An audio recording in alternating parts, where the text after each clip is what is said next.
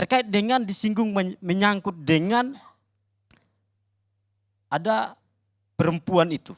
Sebenarnya kalau fakta persidangan itu bukan adalah permintaan SYL. Ada pejabat lain. Dan itu sudah terbukti. Sehingga jangan seolah-olah Pak SYL. Jujur begini Pak Karni. Kalau kita belajar tentang Pak SYL ini siapa? Pak SYL ini adalah seorang birokrat murni. Mulai dari kepala desa, sekda, wakil bupati, bupati, wakil gubernur, gubernur.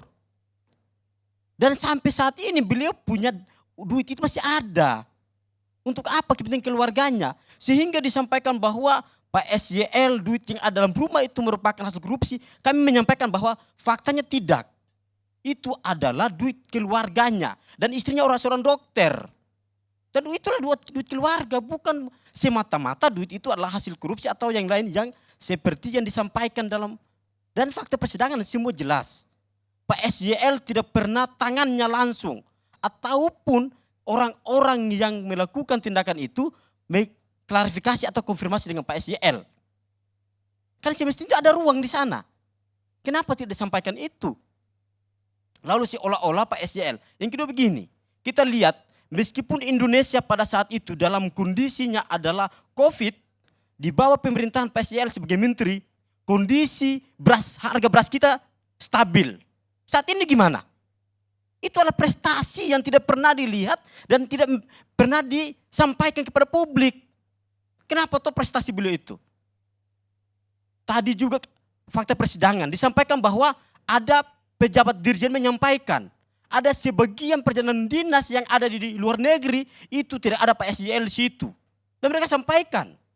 Bahkan pada saat Irjen melakukan proses terhadap internal, ada dana-dana yang dianggap itu tidak dikembalikan oleh pihak lain.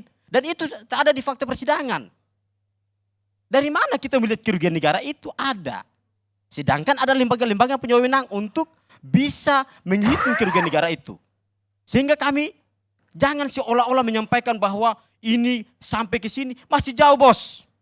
Teman-teman saya dari ILC sangat jauh berbicara tentang hal-hal yang belum ada di fakta persidangan. Ini negara hukum. Bukan kita negara yang kita mengandai-andaikan lalu menggiring opini tanpa ada dasar hukumnya. Berbahaya. Bangsa ini akan rusak ketika kita gunakan opini-opini kita untuk menggiring masyarakat untuk mengikuti apa yang kita inginkan. Berbahaya. Karena negara kita adalah negara hukum, pasal 1 ayat 3 Undang-Undang Dasar jelas.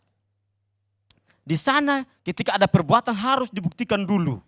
Jangan kita lalu menggunakan framing-framing yang seolah-olah Pak SYL dan keluarganya terlibat langsung. Ini persoalan masih panjang. Seperti tadi disampaikan oleh pihak KPK. Banyak saksi yang masih diperiksa. Itu artinya kita akan menunggu fakta persidangan ini. Kami percaya kepada majelis hakim yang memimpin sidang hari ini pasti berpikir objektif atas bangsa ini. Karena ini menjadi ukuran proses persidangan tetap berjalan, jangan ada intervensi dari manapun. Itu yang kita inginkan. Agar hukum kita itu objektif. Jangan atas dasar tekanan ataupun framing-framing yang lain sebagainya. Contohnya begini. Disampaikan tentang proyek. Pak SYL itu di dalam fakta persidangan, setiap dirjen-dirjen itu menyampaikan.